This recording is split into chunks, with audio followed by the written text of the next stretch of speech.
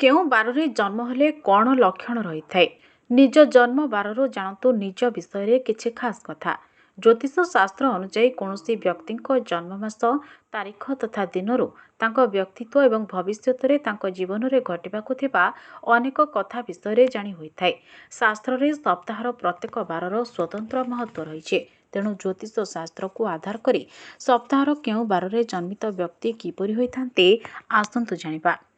ସୋମବାର। ଏହି ବାରରେ ଜନ୍ମଗ୍ରହଣ କରିଥିବା ବ୍ୟକ୍ତି ସାଧାରଣତଃ ଆତ୍ମପ୍ରେରିତ ସ୍ୱଭାବର ହୋଇଥାନ୍ତି। ଏମାନେ ଜୀବନରେ ଖୁସି ଆସୁ କିମ୍ବା ଦୁଃଖ ତାକୁ ବେଶ୍ ଭଲ ଭାବେ ହ୍ୟାଣ୍ଡେଲ କରିପାରନ୍ତି। ଏମାନେ ବସି ରହିବାକୁ ଜମାରୁ ପସନ୍ଦ କରନ୍ତି ନାହିଁ। ମଙ୍ଗଳବାର। ଏହି ଦିନ ଜନ୍ମଗ୍ରହଣ କରିଥିବା ବ୍ୟକ୍ତି ଟିକିଏ ରାଗି ସ୍ୱଭାବର ହୋଇଥାନ୍ତି। ସେଥିପାଇଁ ଅନେକ ସମୟରେ ଏମାନେ ନିଜ ଲୋକଙ୍କଠାରୁ ଦୂରେଇ ଯାଆନ୍ତି। କିନ୍ତୁ ଏମାନଙ୍କ ହୃଦୟ ବେଶ୍ ଭଲ ହୋଇଥାଏ। ତେଣୁ ଏମାନଙ୍କୁ ଭଲରେ ଜାଣିଥିବା ବ୍ୟକ୍ତି ଏମାନଙ୍କୁ କେବେ ବି ଛାଡ଼ିକରି ଯାଆନ୍ତି ନାହିଁ। ବୁଧବାର। ଏହି ଦିନ ଜନ୍ମଗ୍ରହଣ କରିଥିବା ବ୍ୟକ୍ତିଙ୍କ ମନ ସବୁବେଳେ ଧାର୍ମିକ ଅନୁଷ୍ଠାନ ଏବଂ ଆଧ୍ୟାତ୍ମିକତା ପ୍ରତି ଆକୃଷ୍ଟ ହୋଇଥାଏ। ଏମାନେ ସବୁବେଳେ ନିଜ ଦୁନିଆରେ ରହିବାକୁ ପସନ୍ଦ କରନ୍ତି। ବୁଧବାରରେ ଜନ୍ମ ହୋଇଥିବା ବ୍ୟକ୍ତି ଶାନ୍ତିପ୍ରିୟ ହୋଇଥାନ୍ତି। ଗୁରୁବାର। ଏହି ଦିନ ଜନ୍ମଗ୍ରହଣ କରିଥିବା ବ୍ୟକ୍ତି ବହୁତ ବୁଦ୍ଧିମାନ ହୋଇଥାନ୍ତି। ପରିସ୍ଥିତି ଯେତେ କଠିନ ହୋଇଥାଉ ନା କାହିଁକି ଏମାନେ ସାହସିକତାର ସହିତ ନିଜ କାର୍ଯ୍ୟ ସମ୍ପୂର୍ଣ୍ଣ କରିଥାନ୍ତି।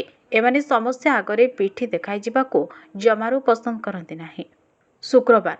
ଏହି ଦିନରେ ଜନ୍ମଗ୍ରହଣ କରିଥିବା ବ୍ୟକ୍ତିଙ୍କ ସ୍ୱଭାବ ତଥା ଆଚରଣ ଏଭଳି ହୋଇଥାଏ ଯେ ସେମାନେ ଭିଡ଼ ଭିତରେ ମଧ୍ୟ ବାରି ହୋଇଯାଇଥାନ୍ତି। ଏମାନେ ବହୁତ ମିଶୁକ ଏବଂ ଖୁସି ମିଜାଜ ସ୍ୱଭାବର ହୋଇଥାନ୍ତି। ଏମାନେ ସମସ୍ତଙ୍କର ପ୍ରିୟ ହୋଇଥାନ୍ତି।